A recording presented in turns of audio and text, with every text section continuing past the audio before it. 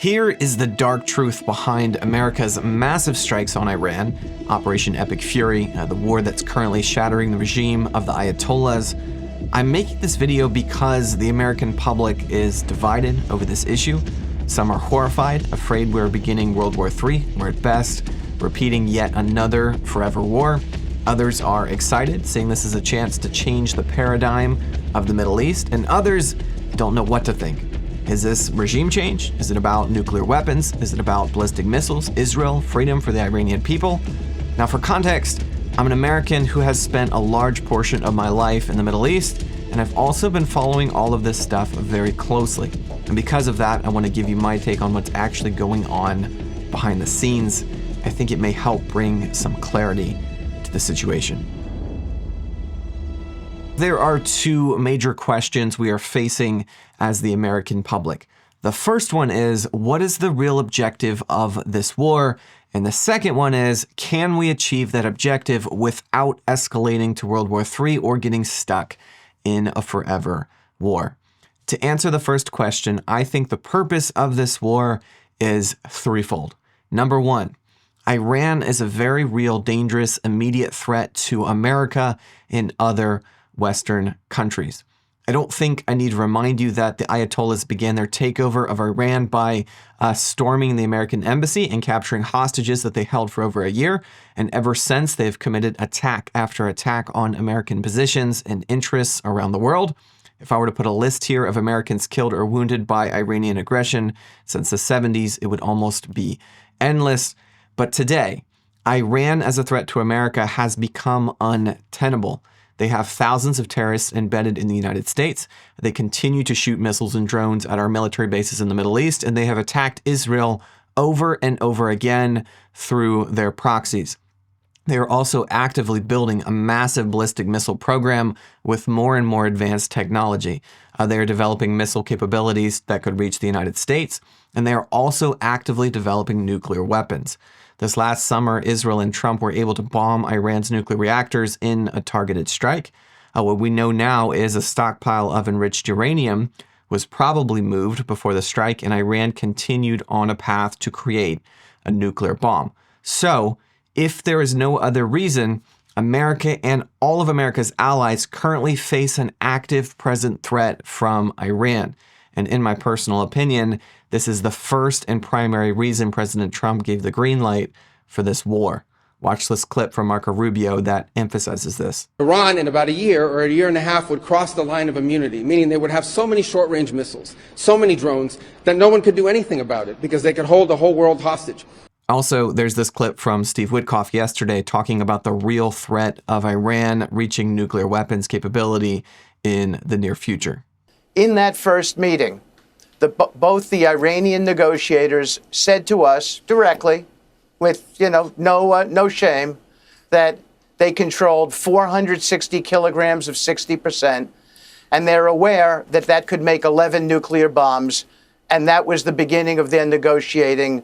And also this clip from Secretary of War Pete Hegseth. Iran was building powerful missiles and drones to create a conventional shield for their nuclear blackmail ambitions. All of this seems to indicate that destroying the Iranian military stockpile as a threat to the United States is the primary number one reason for this war. The secondary reason is more complex, and that seems to be regime change in Iran. Both President Trump and the Israelis have been very clear that they hope the Iranian people will be able to effect regime change, replacing the reign of the Ayatollahs with something more friendly to Western interests. And in Iran, it's actually possible that this could happen.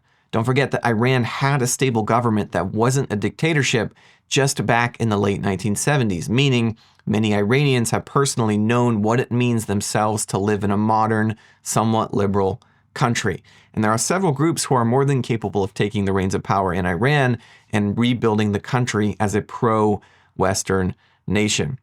Is it guaranteed to work? No, it's not. There's a really decent chance that it won't. Either the IRGC could find a way to carry on, restarting the process of rebuilding their military, or another bad actor could take over and begin a new threat in a different direction.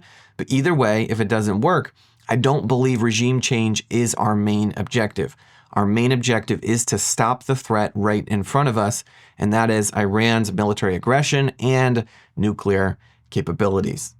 An Iranian regime armed with long-range missiles and nuclear weapons would be a dire threat to every American. We're undertaking this massive operation not merely to ensure security for our own time and place, but for our children and their children, just as our ancestors have done for us. These actions are right and they are necessary to ensure that Americans will never have to face a radical, bloodthirsty terrorist regime armed with nuclear weapons and lots of threats. For almost 50 years, these wicked extremists have been attacking the United States while chanting the slogan, "Death to America," or "Death to Israel," or both. The third reason President Trump gave the green light for this war, I believe, is defense of the state of Israel. It's just a fact that Iran in its current state is an unacceptable threat to Israel's existence. Over the last couple of decades, Iran has attacked Israel over and over again through its proxies, leaving Israel in a constant state of war. Israel is America's ally, and we have a very close working relationship. It's the one stabilizing force that keeps the Middle East from descending into chaos, and it's in America's best interest to help Israel eliminate the threat to her survival, that is Iran. And don't forget that Israel is spearheading this attack, doing more than their fair share of the heavy lifting and carrying a large amount of the risk and responsibility if this should go wrong. But again, regime change and the threat to Israel are secondary objectives, in my opinion. The primary objective for this war is the present threat that Iran poses to America through their weapons program and nuclear capabilities. And thank God, Khamenei is now gone. So soon, hopefully, will be the enriched uranium, the ballistic missiles, the ships, the drones, etc. Israel will be safer, Europe will be safer, the Middle East will be safer, and so will be the United States of America. And there's something else very few people are talking about, and that is the message this sends to our enemies. You have to believe that Russia, China, Al-Qaeda, North Korea have been following the situation very closely and taking notes on just how lethal our military actually is. And hopefully, they will think twice the next time they're about to make a move that isn't in America's interest. So that's my answer on the question as to what this war is about. As to will this become World War III or a forever war? No one knows the answer to that question. Anyone telling you that they do is lying. There's always the risk that it could escalate into a broader situation. I do have some level of confidence, though, that President Trump and the leadership at the Pentagon have weighed that question very carefully. They have a fantastic track record on their foreign policy to date. And I know that they believe that this will not. They could be wrong. It's always possible.